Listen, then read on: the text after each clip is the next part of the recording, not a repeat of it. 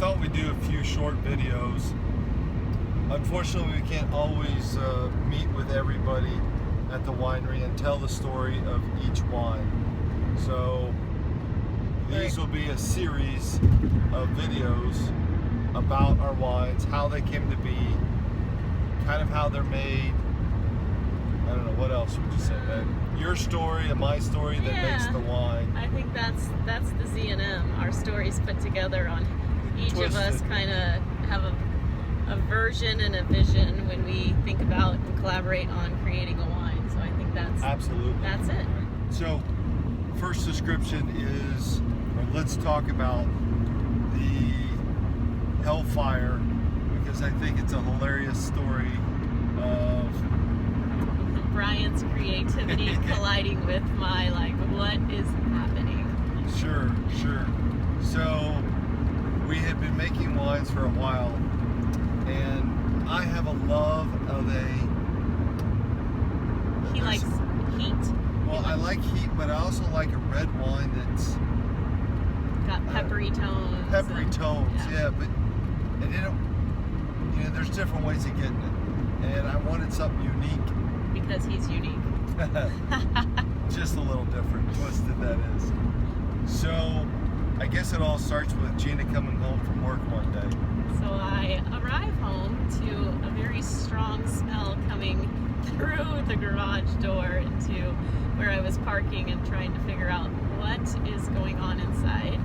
So I open the door to a very strong, spicy smell and immediately kind of start coughing.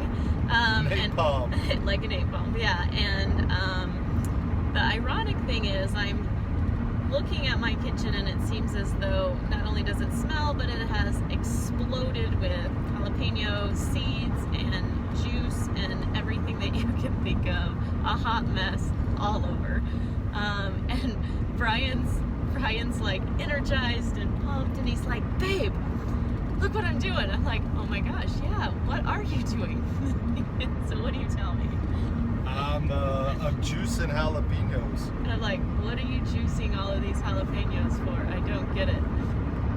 So I had a formula recipe worked out for... All in his mind. Yes, all in the little nugget. For a spicy red wine. So that day he intended to create the components.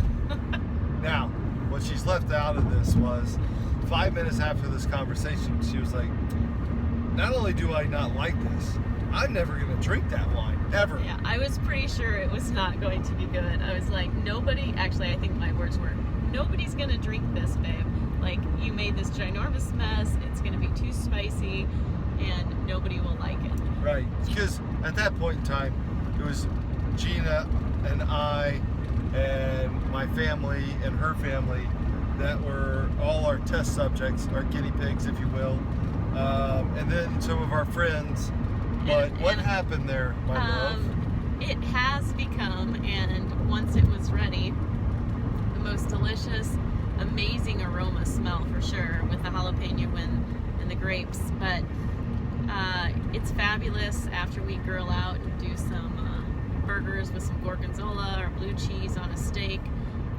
Glass of Hellfire has become... But it didn't even start out as Hellfire. Oh, you're right. Yeah.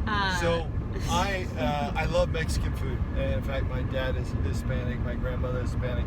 And so I wanted to call it El Diablo.